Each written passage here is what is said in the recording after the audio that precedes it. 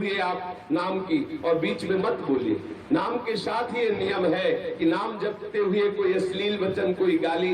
पूज्य बाबा सिउड़िया बाबा जी महाराज कहते हैं, जो नाम जप करते हैं माला से और फिर वो गाली देते हैं, उनको कभी नाम सिद्ध नहीं होगा। नाम जप करने वाले अगर गाली बकेंगे तो कभी नाम जप सिद्ध नहीं होगा।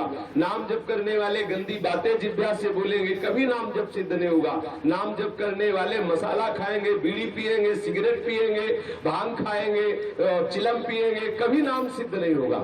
ये सब व्यसन छोड़ करके नाम जप करते समय आसपास थूकना, व्यर्थ के कार्य करना। अब जैसे बैठे हैं, पैर हिला रहे हैं, नाम माला चल रहा, पैर हिला रहे हैं। उच्च सुरस्तम बद सर्वदैव, ऊंचे स्वर से सदैव नाम का कीर्तन करना चाहिए। जब तक जप किया जाए ये बात मन में जरूर रहनी चाहिए कि कोई भी विषय भोग का संकल्प न बनने पावे। बहुत ध्यान देने की बात है। जब आप जप कर रहे हो एकाग्रता पूर्वक, तो कोई भी विषय भोग का संकल्प ना बनने पावे। यदि विषय भोग का संकल्प बना तो जप की जो ऊर्जा है वो आपके संकल्प पूर्ति में जाने लगेगी। अगर आप किसी भी विषय भोग का संकल्प करेंगे जप करते हुए, तो जप का जो पावर है वो आपको वो विषय भोग प्रदान करेगा। जितनी मात्रा में आप जप कर रहे हैं और उतना आपकी जो सामर्थ्य आई है, वो विषय जिसका संकल्प कर रहे हैं भोगने का, वो विषय आपको प्राप्त हो जाएगा, लेकिन भगवत प्राप्ति में बाधा खड़ी हो जाएगी। कुछ साधक बड़े हर्षित होते हैं जब उनका संकल्प पूरा होता है। बोले हमने जो सोचा वही हो गया। अरे रो, अपराध हो गया। जो तुम सोचते हो वही हो रहा है, बड़ा घाटा हो रहा है, बड़ा खतरा हो रहा है। रो प्रभु से कि बंद करो ये हमारे मन की बात होना, आप अपने मन की बात करो, मेरे मन की नहीं। सारा भजन मिटिया मेट होता जा रहा है और हम लोग सोचते हम सिद्ध हो गए। अपने लोगों को लगता है हम बड़ा लाभ प्राप्त करें, हम जो सोचते वही हो रहा है। घाटा हो रहा है। हम जो सोचे और वही हो जाए तो तुम्हारे भजन की जो ऊर्जा है वो खर्चा हो रही है, आपके पास कुछ नहीं रह रहा है। यदि आपका संकल्प सिद्ध होने लगे तो बहुत बड़ी हानि हो गई, बड़ा अमंगल हो गया। सदैव इस बात से बचना चाहिए कि भजन के समय कोई संकल्प ना बनने पावे। इसके लिए श्रीधाम वास करते हुए अधिकतर भूमि शयन का अभ्यास किया जाए। भूमि शयन का अभ्यास किया जाए, ज्यादा से ज्यादा ब्रह्मचर्य रहा जाए, अधिक समय तक मौन वृत्ति रहे, या संपूर्ण मौन या विचार मौन। विचार मौन में यह है कि जब कोई आवश्यक बात हो तो बहुत कम शब्दों में विचार पूर्वक उत्तर दे दे और गुरु सेवारत रहा जाए। यदि भजन को पूर्ण करना है तो जिनका दिया हुआ मंत्र है उनकी अधीनता स्वीकार करें, उनकी आज्ञा का पालन करें। गुरु सेवा परायण होकर यदि मंत्र जपा जाए तो बहुत शीघ्र सिद्धि प्राप्त हो जाती है। और गुरु सेवा तज करे जयान, यह है अधर्म यह है सभान, कान नरस्कन मेरा है।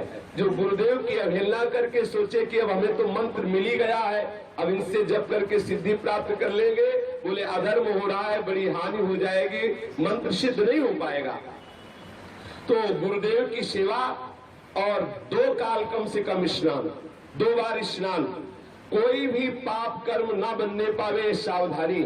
नित्य ठाकुर सेवा और नित्य बैठकर परस्पर हरि चर्चा करना और नित्य अपने इष्ट की स्तुति करना और जो नियम निष्ठा दिया गया है जप का उसे पूर्ण रूप से निभाना।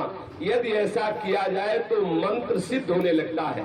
और मंत्र सिद्ध होने पर भी यदि हमारे हृदय में तनिक भी संत निंदा का भाव आ गया तो सब बराबर हो जाएगा। भक्तन निंदा अति बुरी भूल करे जिन कोए, क्या है कि सुकृत बहु जन्म के छिल में डाले खोए। कितनी बड़ी हानि हो गई। यदि आप मंत्र सिद्धावस्था तक पहुंच रहे हैं तो एक जगह डरते रहे कि किसी वैष्णव की ना तो निंदा सुनेंगे ना करेंगे।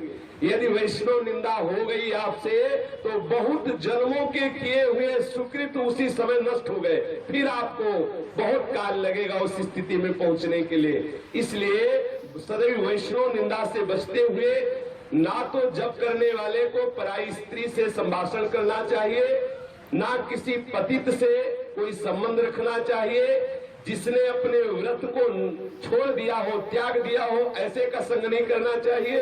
जो नास्तिक है, भगवत आराधन नहीं करता है, उसका कभी संभाषण या किसी भी तरह से संग नहीं करना चाहिए। अपने इष्ट और गुरु के उच्छिष्ट के सिवा किसी का उच्छिष्ट नहीं पाना चाहिए। कभी झूठ नहीं बोलना चाहिए, कभी कुटिलता पूर्वक बोलना, अपने हृदय में जो छुपा के बोलने की आदत है वो बोलना नहीं चाहिए। किसी के अनुष्ठान को देख करके हृदय में ईर्ष्या नहीं करनी चाहिए। कोई बहुत जप अनुष्ठान या भजन कर रहा है, हमारे हृदय में ईर्ष्या नहीं होनी चाहिए। ईर्ष्या होगी तो निंदा जरूर हो जाएगी। अरे क्या जप करते हैं, जप भी करते हैं और वो भी करते हैं, ऐसा करते हैं, निंदा करने की भाव आ जाएगी। जप करने वाले को कभी अपने इष्ट की शपथ नहीं खानी चाहिए। ध्यान देने की बात है, या आप छोटी बात में वो ठाकुर जी की कसम को बोले, भगवान कसम कहते हैं, जमुना कसम कहते हैं, गंगा कसम कहते हैं, अपने इष्ट की धाम की कसम, ऐसा कभी नहीं करना चाहिए। जप करने वाले को, सुमिरन करने वाले को, आराधना करने वाले को चाहे प्राण चले जाए, कभी कसम नहीं खानी चाहिए कि हम भगवान की कसम खाते हैं। ऐसा नहीं किया, एक बार बता दिया, नहीं किया, मानो ना मानो तुम्हारी जो मर्जी आवे सो करो। अपने ठाकुर की कसम थोड़ी खानी है, अपने प्राणाराध्य को थोड़ी साक्षी देना है। कभी ऐसा नहीं करना चाहिए। यहाँ मना किया जा रहा है कि जो भगत सुमिरन करता है, भजन करता है, उसे सावधानी रखनी, कभी अपने इष्ट की शपथ नहीं। अनुष्ठान या भजन शुरू करने पर ये ध्यान रखना है कि मरण सोच में कभी भोजन नहीं पाना है।